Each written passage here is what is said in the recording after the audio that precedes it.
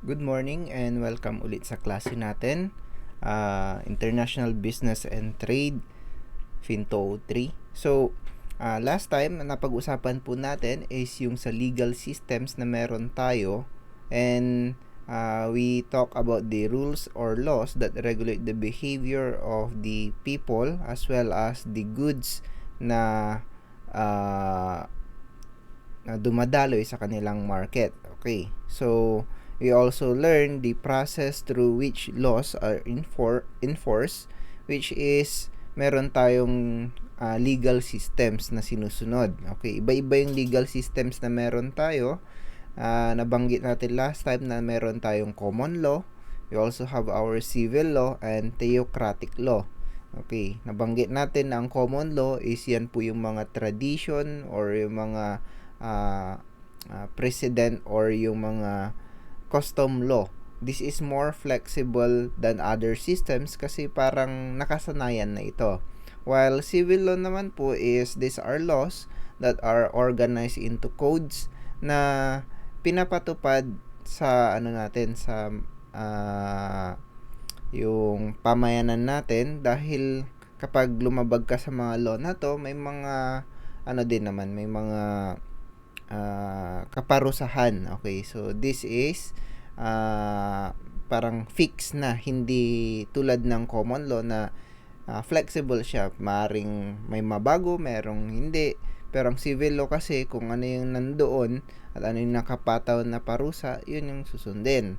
While theocratic law naman po is based on religious teachings. Okay, so parang kumbaga base siya kung ano yung pinapaniwalaan, and the most common law when it comes to this theocratic law is yung Islamic law, kasi syempre marami silang mga sinusunod na dapat gawin. Okay, so unlike sa ibang mga religion, medyo flexible lang naman siya. Okay, hindi masyadong ganun kahigpit. Okay, so now let's go to the discussion about the yung property rights and corruption.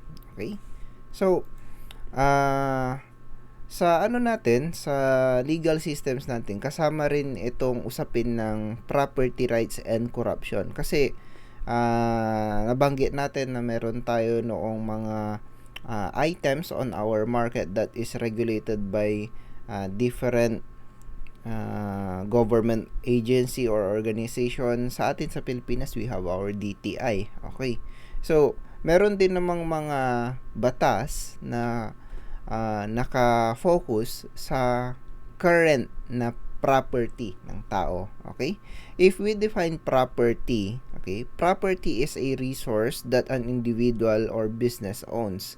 Ibig sabihin, kahit na anong pagmamay-ari ng individual na yon or nung business na yon. So mapapera man yan, mapaoras man yan, bagay man yan sa kanilang sinasakupan, that is a property. Okay, kahit nga empleyado Okay, yung empleyado minsan kapag kunwari sabihin na lang natin na meron kayong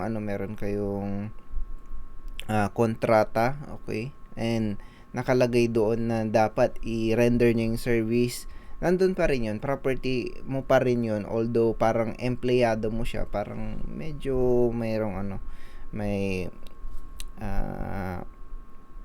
in relation pa rin doon sa sa property. Okay, but in typical lang naman na examples ng properties, we have the land, buildings, equipment, capital, mineral rights, okay, businesses, intellectual property. Okay, so yun yung mga usual. Okay, pero since resources ang pinag-uusapan, maraming klase ng resources sa oras. Oo, kapag ginaksama mo yung oras kasi ng isang tao, syempre sana marami na siyang nagawa doon, marami na siyang na-produce, dahil sabi nga natin, a resource is pwede mong i-convert yan into other form. Okay, time and energy, pwede mong i-convert into money kapag nag-work ka, di ba? Okay? Pwede rin namang time and energy into a goods na gagamitin mo rin later on. Nagtanim ka dyan, you spend your time there, nag-ano ka rin dyan, nag-effort ka rin, so yung energy mo na gasta mo rin dyan, pero meron ka palit. So all of this property is meron silang property rights. Okay, kahit nga dito sa Pilipinas meron pa rin yan Okay, so property rights can be seen in different forms. So pag-uusapan natin yan later on. Pero meron din tayo nung bukod sa dito sa usaping protection doon sa ari-arian, meron din tayo nung yung other side niyan. Okay, yung tinatawag na corruption. Okay, akala natin ang corruption is something like merong isang tao na kukuha ng pera sa nalikom na pondo ng isang group, okay, or ng isang organization. Okay, yung typical lang na na meaning ng corruption para sa atin, yung mansikot kanto, okay, yung parang magnanakaw doon sa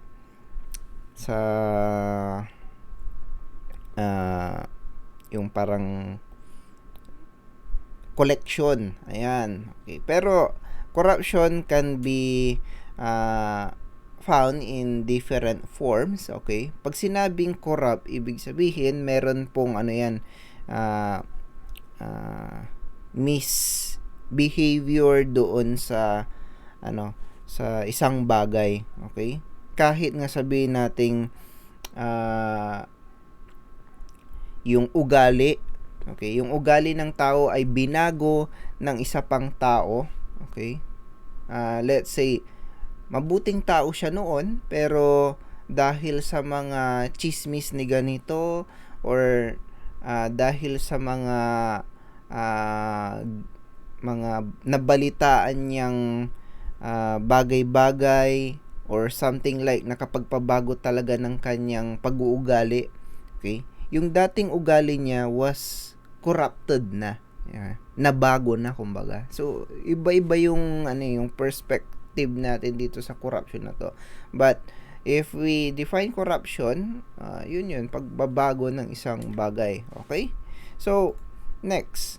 Etong etong corruption na pinag-uusapan natin can be done in both private and public action. Okay?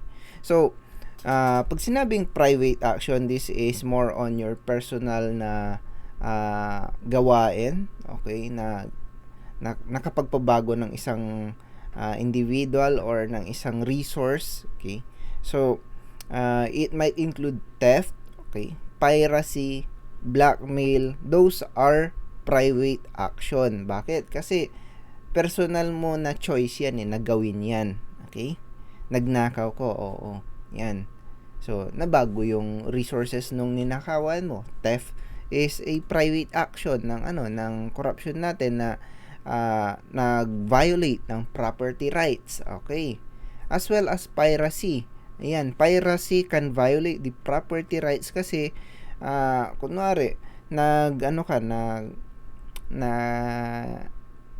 nag-duplicate ka ng isang sikat na product, pero hindi mo to binigyan ng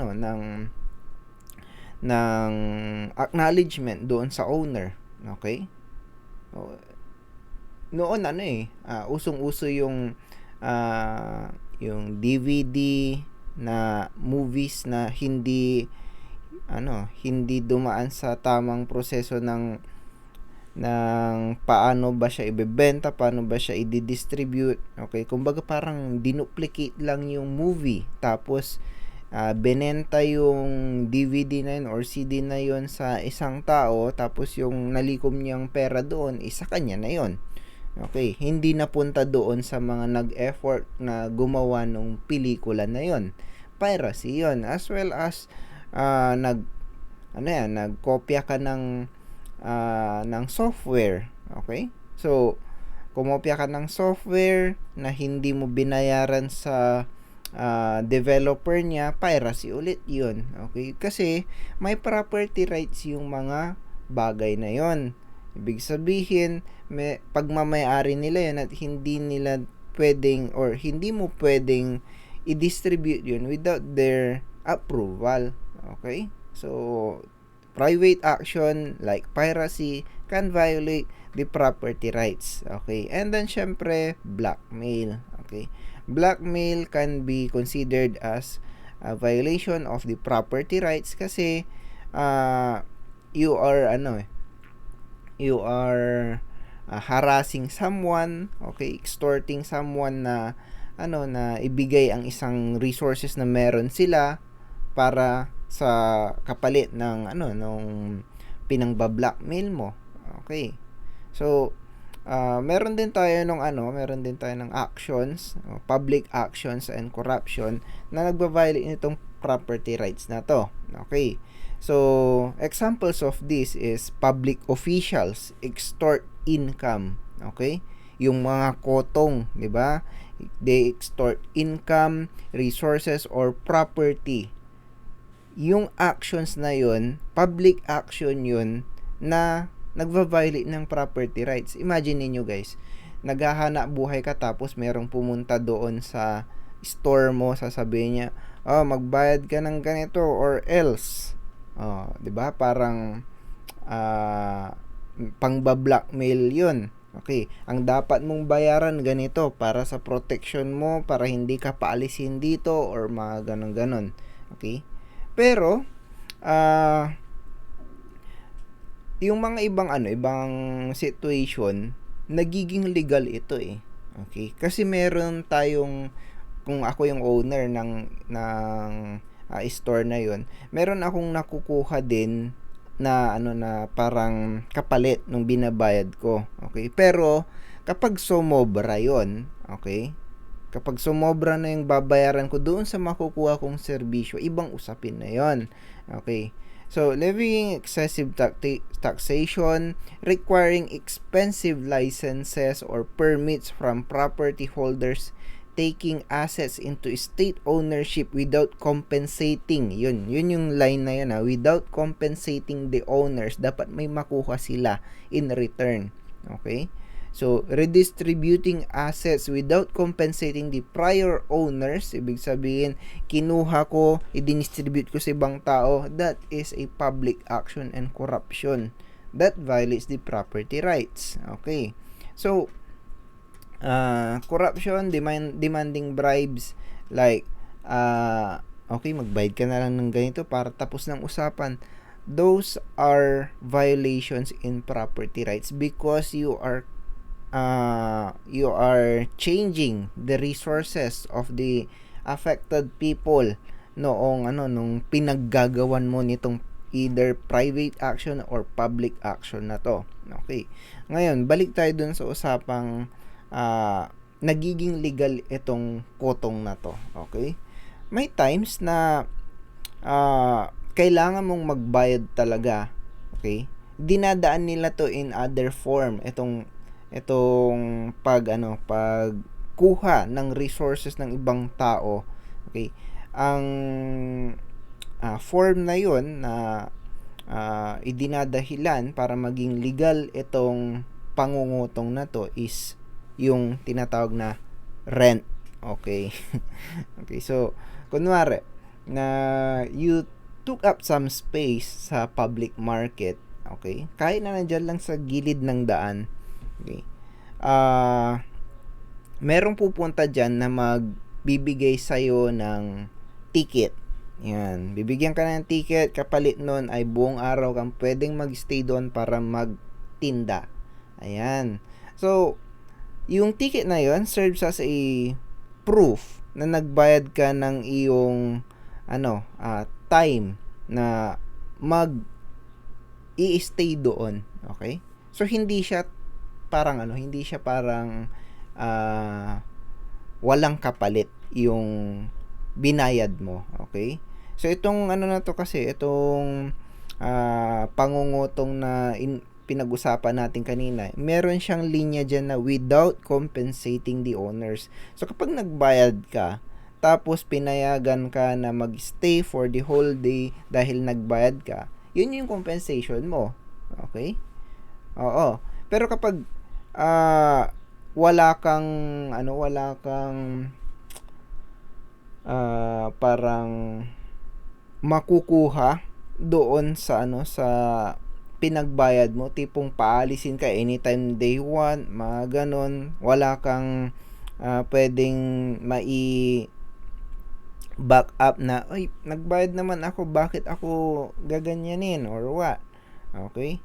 So, pag ganon, kotong yun, corruption yun. Okay? Kasi, kawawa naman yung yung mga owners doon. Okay? Yung mga business owner or what. Okay?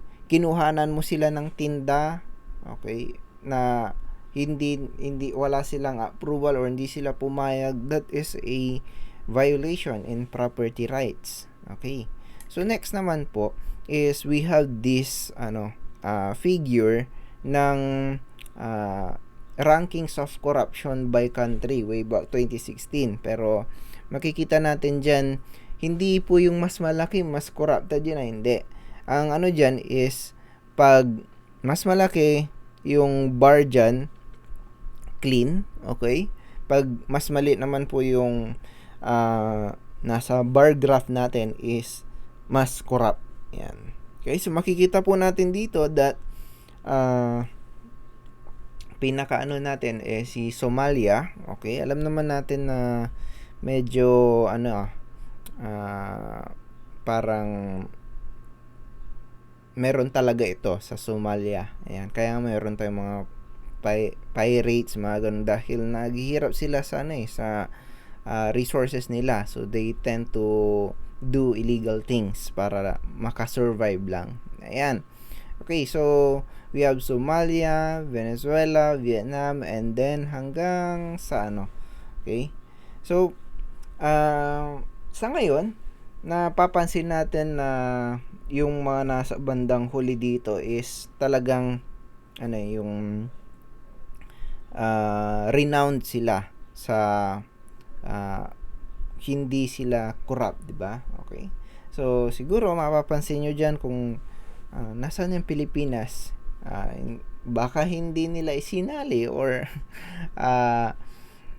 hindi lang nasama doon sa pag-aaral noong author ng libro. Okay? But sa natin sa Pilipinas kasi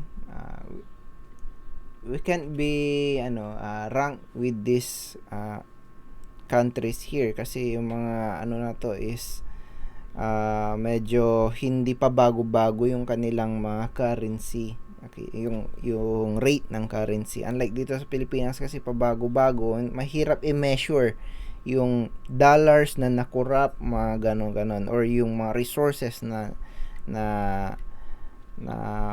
nakuha ng ibang tao. Okay? So we also have this okay, medyo yung text. Okay. We also have this Foreign Corrupt Practices Act or FCPA. These are illegal to bribe define natin, illegal to bribe a foreign government official to obtain or maintain business over which that foreign officials have authority. Ibig sabihin, yung mga dayuhan na gustong mag-business dito, protektado rin sila nitong FCPA. Okay? So, it requires all publicity traded companies to keep detailed records that would reveal whether a violation of the act has occurred. Tulad na lang ng pag-import and export ng mga goods. Okay? Dapat detalyado yun. Magkano yung tax na binayaran, magkano yung halaga na pumasok doon sa bansa. Tsaka syempre, nandun na rin kung sino yung mga in charge doon. Okay? Kasi may mga times na parang yung tax na binayaran nila ay hindi sumasakto doon sa ipinasok nilang mga items or kung anong item yung pinasok nila. Okay? Oo, nakapasok yung illegal na item sa bansa dahil nagbayad sila ng bribe doon sa mga officials. Okay? So, bawal yun. Okay? Dapat sa tamang proseso. Kaya nga yung mga imported goods is medyo may kamahalan na pagdating dito dahil syempre nagbayad ng tax yan. May tax na included doon sa payment na na binayaran nung buyer, di ba? Okay. So yung mga ano ba yung tawag nila sa yung goods na yun, yung hindi ko maalala yung tamang term yung goods na hindi dumaan sa tamang proseso ng pag-import.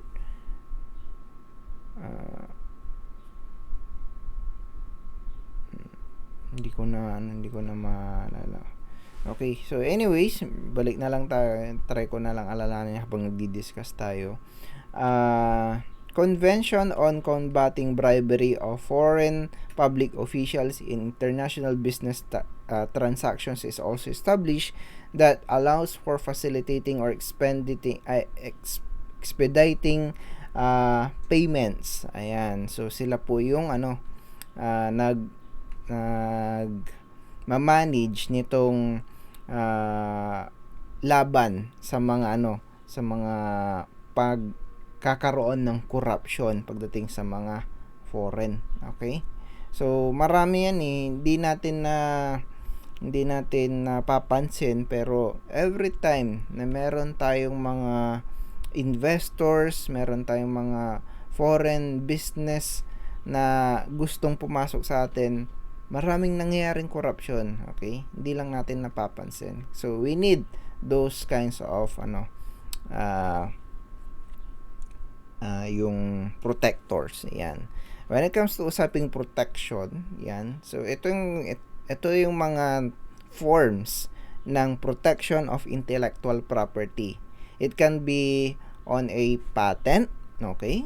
Copyrights, trademarks, World Intellectual Property Organization and Paris Convention on the Protection of Industrial Property is an example of the organizations that give this intellectual property na to. Pero usual na encounter natin is itong tatlong to na 'di ba? Yung kunwari, bakit mahal yung gamot? Kasi merong patent doon sa nag-imbento ng gamot na yon. Oo. So meron siyang share doon sa every sale na makukuha doon sa kanyang inimbento. Okay. So one example of this patent na hindi nila pinatent para maging mura yung item na yun is yung polio vaccine. Oo. Yung nag-imbento nun is instead of pursuing to be a billionaire or dahil siya ang naka-imbento ng polio vaccine, ang ginawa niya is hindi niya pinersonal yung patent doon. Okay? Free for all yung ginawa niya. So, okay, gamitin niyo yung formula ko. Ayan, gumawa kayo ng gamot. So, yun. Mura yung gamot or mura yung polio vaccine. Pero yung mga iba kasi, mahal kasi syempre, meron silang mga ganyan. Kasi kino-consider pa rin yung invento nila as their own sa kanila. Ibig sabihin, parang nagbabayad ka nung inimbento nila. Yan. Okay, copyrights, trademarks is also a form of intellectual property na nagbibigay ng protection sa ating mga resources. Okay? And when it comes to itong mga products na nabibili natin, syempre kapag sinabing may patent, may trademark, merong may mga nagsasabi na may pagmamay-ari yung nag-imbento na yon. So we need a product safety and liability din para sa mga product na yon. Para kung sakaling may nangyari sa atin, excuse me. Para kung sakaling may nangyari sa atin is liable yung nag-distribute ng item na yon.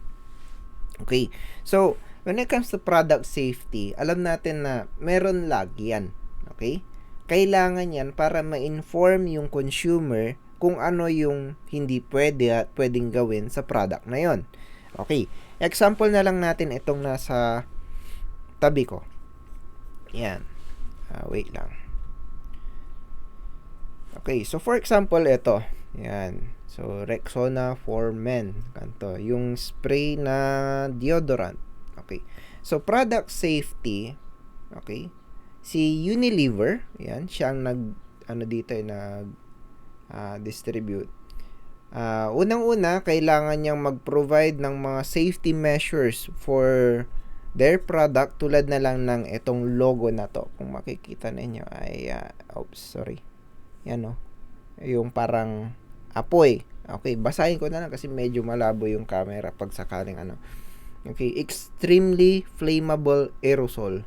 Ibig sabihin, nag-inform sila na itong product na to is flammable. Ibig sabihin, yung liability nila is medyo mababa na kapag mali ang paggamit nitong product nila. Okay?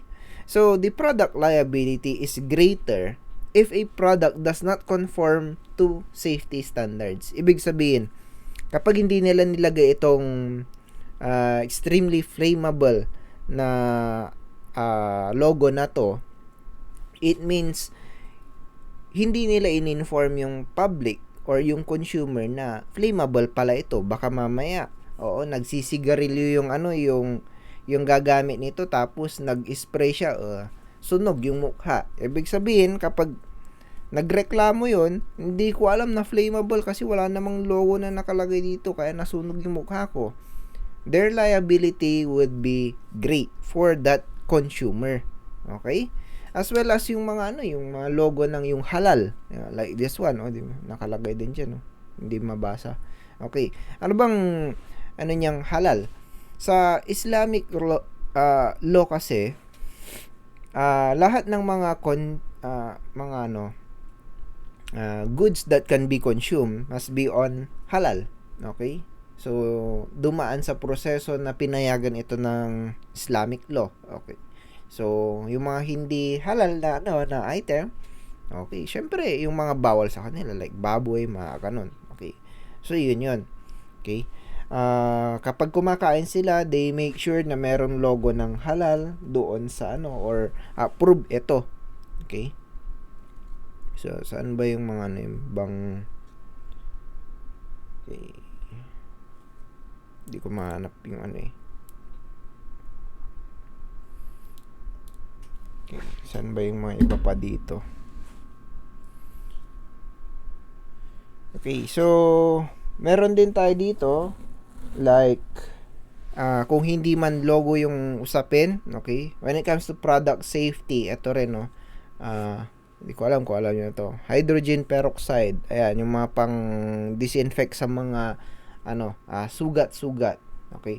Meron ding mga instruction nakasulat na lang, do not shake. Store at temperatures not exceeding 30 degrees Celsius. Avoid exposure to sunlight.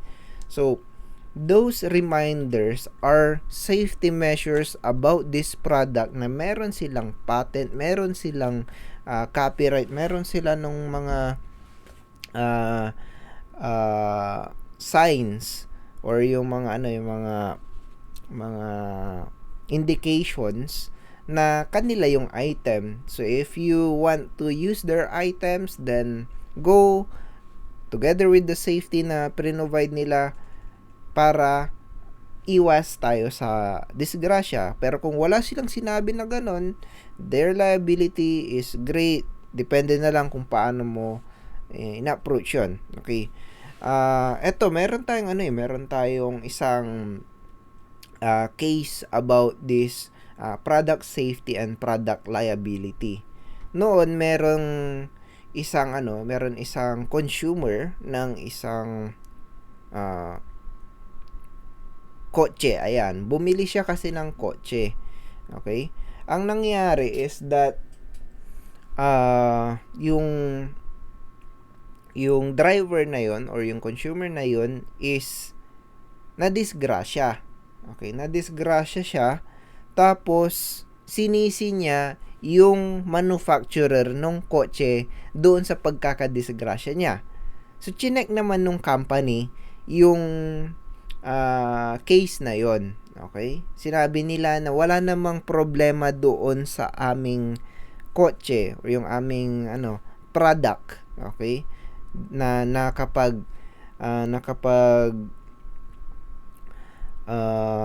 result doon sa disgrasya na kinasangkutan mo, okay?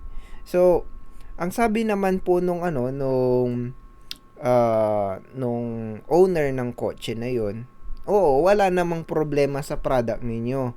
Pero hindi sinabi doon sa manual ng inyong product na kailangan palang hawakan ng manubela ng maayos. Okay. So, based din doon sa sa reklamo niya na yon na kailangan palang hawakan ng maayos yung manubela para sa safety mo as the driver, hindi nakalagay doon. So, ang nangyayari, yung liability noong company na nag-produce ng kotse na yon is nagbayad siya. Okay? Doon sa kaso na pinataw sa kanya nung driver na nadisgrasya daw siya dahil walang warning coming from the manufacturer of the car na kailangan pala ng maayos na pagdadrive. Okay. So, yun. Every part na pwede nilang i-check para maiwasan itong liability na to, sinasabi nila lagi. Kahit nga sa mga sa mga patalastas, ang gamot na ito ay hindi pwedeng gawing gamot sa anumang uri ng sakit. Kanto, yung mga linyahang yon, those are product safety and product liability na para maiwasan ang responsibility nung manufacture ng product na yun doon sa consumer. Okay? Dahil kung etong safety and liability na to ay na violate, criminal and civil laws may apply. Okay? Ibig sabihin may kaparusahan. Kaya nga yung mga kaso-kaso about something, may mga nananalo dahil hindi malinaw yung product safety nila. Okay? Okay. Yung hotdog, sinabi ba doon na kailangan bang tanggalin yung yung plastic niya? Hindi ko napapansin yun eh. Tignan na lang natin siguro kapag doon sa sa packaging ng hotdog is hindi sinabi na kailangang tanggalin yun. Okay. Pag wala yun, sige, prito ninyo ng may plastic tapos ireklamo ninyo yung yung manufacturer ng hotdog. Hindi nyo naman sinabi na kailangan palang tanggalin yung plastic. Malay ko ba? Ayan tuloy, masakit yung tiyan ko. Malay ninyo, manalo kayo sa kaso. Okay. So, anyways, that is the usapin about these legal systems when it comes to property rights. Ayan. So, that ends the discussion for the whole chapter 2. Okay, dahil doon na po mag-e-end yung ating legal systems, yung ating economic systems, as well as political systems na usapin dito sa ating discussions. Okay? Again, thank you for the time and I hope you learned something po sa ating mga napag-usapan sa topic na national differences in political, economic, and legal systems. Again, thank you and have a nice day.